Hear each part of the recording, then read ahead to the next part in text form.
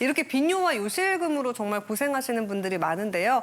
한 사례를 가지고 자세하게 살펴보도록 하겠습니다. 네, 저희가 사례들을 좀 준비해봤는데 첫 번째 사례는요. 요실금과 과민성 방광으로 고생하시는 분들 네. 많으시죠. 소변이 너무 쉽게 새고 자주 마려워요. 어떤 내용일지 직접 만나서 사연을 들어봤습니다.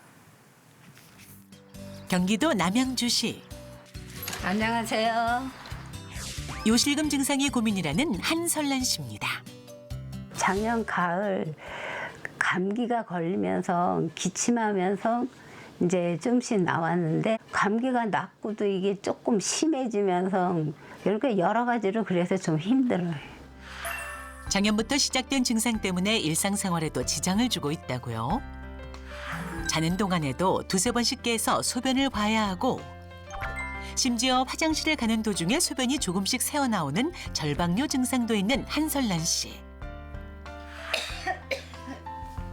기침만 해도 소변이 나오기 때문에 증상 초반엔 위생용품을 사용했지만 현재는 요실금 속옷을 입어야 한다는데요. 오랜 시간 외출을 해야 하는 날이면 항상 여분을 챙겨야 마음이 놓인다고요. 어디를 가면 화장실을 찾게 됐는데 화장실이 어딘지를 모르다 보면 지르게 되고 양은 자꾸 많아지고 그러니까 걱정이 많이 돼요. 어디 나가는 게 두렵고. 이제 어디를 가든 화장실에 갔다 와야 마음이 편하다는 한설란 씨.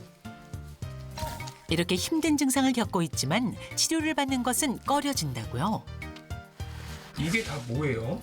이거는 정신신경과약, 그러니까 우울증에 잠 못 자서 먹는 약이고요. 정형외과약, 요거는 신경과약, 아침약, 저녁약, 혈압약. 요실금도 병원에 가야 되는데 약이 늘어날까 봐 겁이 나서 못 가는 정도. 활동량을 늘리고 식사량을 조절하는 등 증상 완화를 위해 노력하지만 날이 갈수록 심해지는 빈뇨와 요실금 증상이 고민이라는 한설란 씨. 요실금은 다 어르신들이 있는 걸로 알고 있는데 지금 심해지니까 이거를 어떻게 병원을 가야 되나 뭐 방법이 뭐 있는지 궁금하죠. 네, 아유, 70대 세상에. 여성분인데 낮에 일상생활을 위협받는 건 물론이고 네. 밤에도 계속 화장실을 가시다 보니까 이제 밤잠도 못 주무시는 상태라 정말 괴로울 것 같거든요, 김 교수님. 네, 사례자분은 정말 아주 소변 때문에 굉장히 고생을 많이 하고 네네. 있으신 분인데 실질적으로 이제 정말 저런 분이 계실까 이렇게 생각할 수 있지만 생각보다 저런 분들이 많이 계십니다. 맞아요. 네, 그래서 많아요. 요실금 때문에 너무 고생을 하고 계시고요.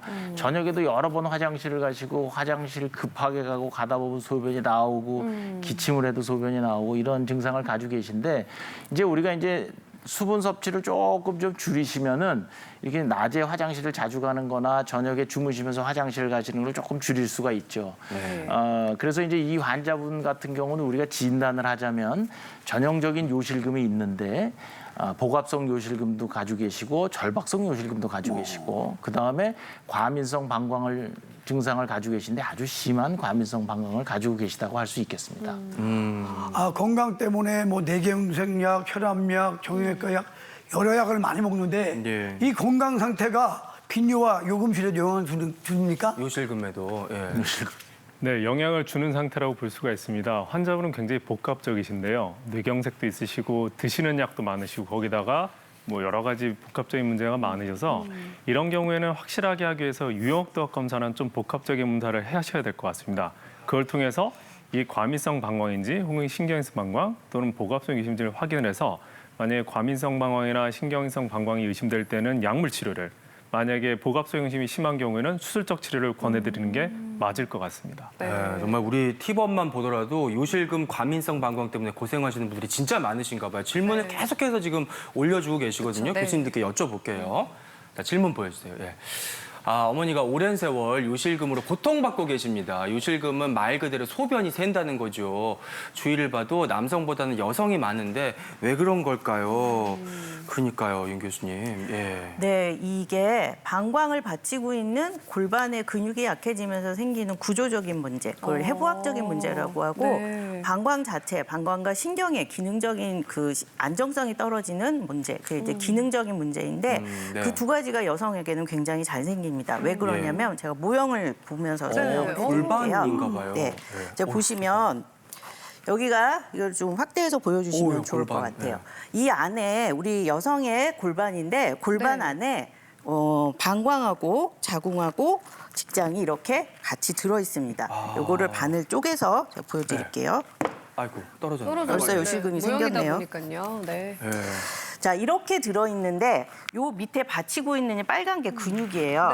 네. 이 근육이 약해지면 방광이랑 요도하고 질의 서로 각도가 달라지게 되고 그러면서 힘을 주면 이렇게 움직이게 됩니다. 힘을 주면 밑으로 쭉 빠지면서 아래쪽. 주변을 조여주고 있는 근육들이 굉장히 많이 약하기 때문에 네. 방광을 조여주고 잡아주고 있는 근육이 약해지면 소변이 새지 않도록 막아주고 있는 근육이 힘이 제대로 전달이 안 됩니다. 그래서 기침할 때, 뛸 때, 재채기할 때 이렇게 움직이니까 소변이 새게 점점 되고요. 저렇게 되는구나.